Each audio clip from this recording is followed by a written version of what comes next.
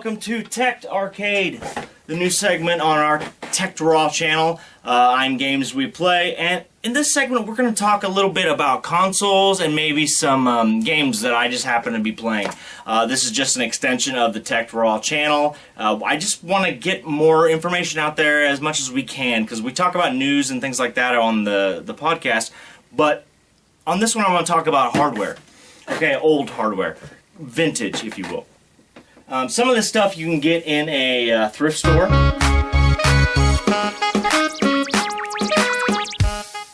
Anyway, or you can buy it off eBay. Now, portable gaming is what I want to start off with. The first handheld that had the ability to swap out games, well, many people think it's the Game Boy made by Nintendo, but they'd be wrong. I used to think the same thing. It's actually this thing, the Microvision. Microvision was released in 1979 in November and had the cases on them were actually the games itself. You could pop off the little case, see, you can see right there, and you replace it. Unfortunately, they failed because first of all, it's a 1-inch to 1-inch screen, and it suffered from something called screen rot. We all have complained at one point or another about how heavy the handheld system is, whether it be the Vita or the DS. 3DS XL, baby. But how would you like to lug this baby around? This is the Vectrex. This is an ordinary TV video game. This is Vectrex, the only video game system with its own video screen. Take it anywhere. Just plug it in. It's your own personal arcade. A high-performance system with a built-in game plus a whole collection of arcade cartridges like Scramble, Pole Position, Berserk. So if you're into video games, forget the TV. Get into Vectrex.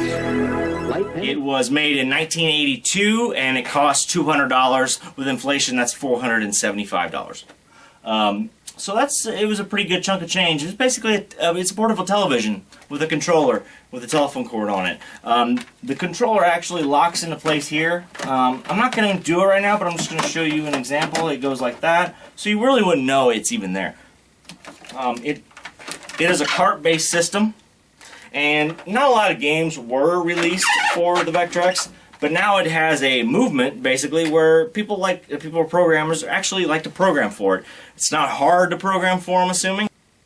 And there's even an iPad app you can buy that's all about the Vectrex, but it comes with one game. You want the rest, you got to pay $7 for it, which, you know. The game that comes with it, ironically enough, is the game that's built into this thing. Let's try to turn this thing on. The Vectrex was stopped production in 1984 because of the video game crash in '83.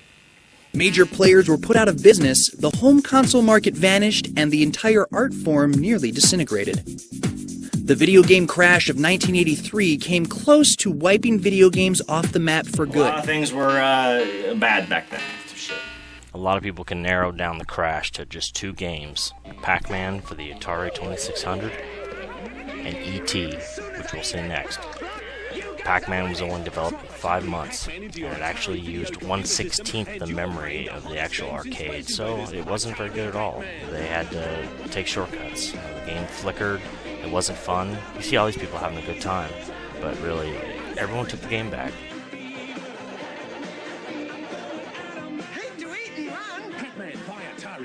And here we go with Atari, E.T.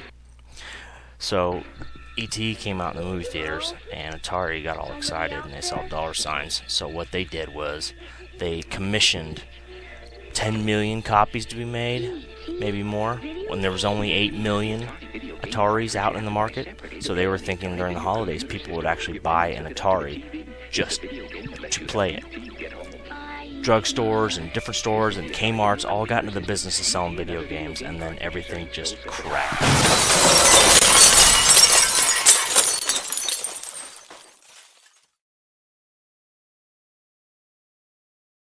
This is the system chosen 2-to-1 over Atari and Intellivision for real arcade gameplay.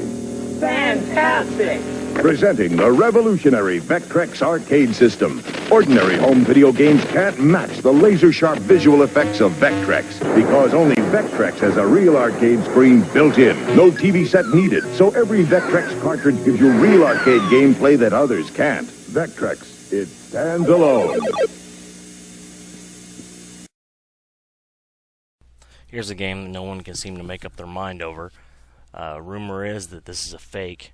The story went around that this is actually from Midway. Before they went out of business, there was actually a Tron game that worked on the Vectrex. But apparently it crashes once you pick how many players, like it did just there. Fire. Look at that. Like a charm. These things were known to be tanks, basically. They hold up well. 1982 and it still works. That's pretty good. That's 30 years. I can do math.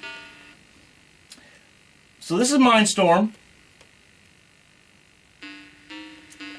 It is an Asteroids clone. Basically, I mean, well, back then a lot of clones were made. I mean, really, what can you program? There wasn't a lot you could program.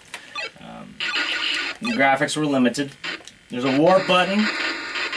And you can go around just, you know, and the displays were all black and white. So to get around that, they did color overlays. Now, unfortunately, I don't have any to show you, but I will put a picture up right here.